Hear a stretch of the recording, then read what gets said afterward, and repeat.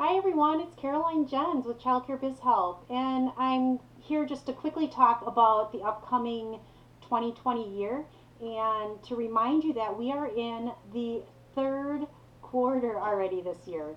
And so now is the time that you need to be asking yourself, are we ready for 2020?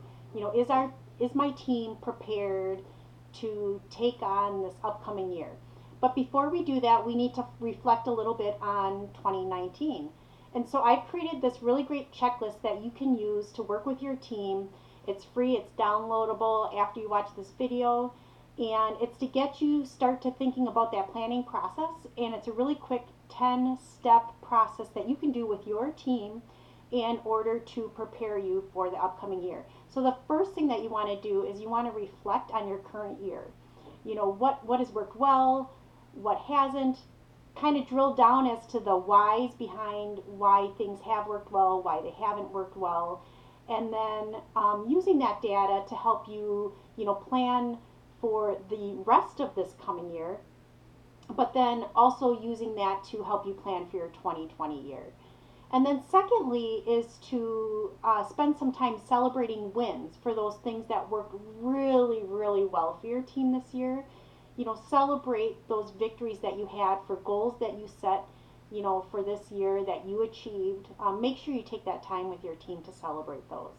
And then, third, establish a new vision and core focus for your upcoming year so that your team knows everything should align around this one specific focus and vision.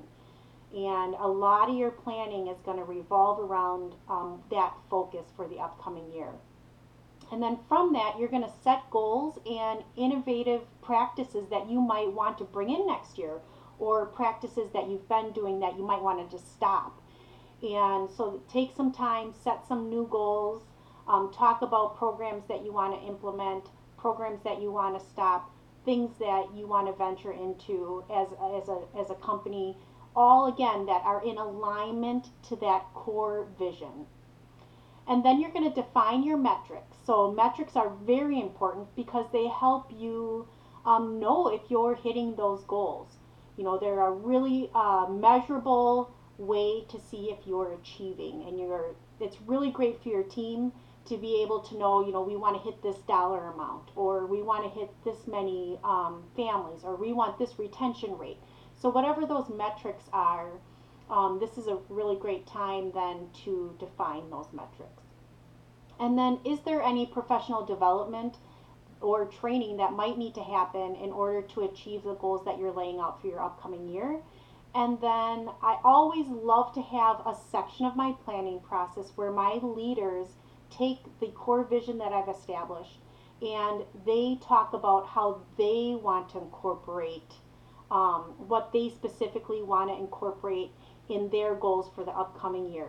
How do they personally want to make an impact? So that it's not all about the goals that I want to set, but I want to know specifically, here's the vision, how are you as a leader, what are you passionate about enough that you want to bring into the center for the upcoming year? And then based on all that data, I love to redefine incentives for the year. You don't have to keep your incentives the same every year. So feel free to change them up based on the plans that you have set for that new year.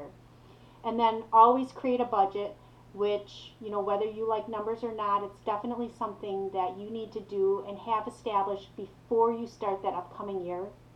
And then finally, communicate your plan.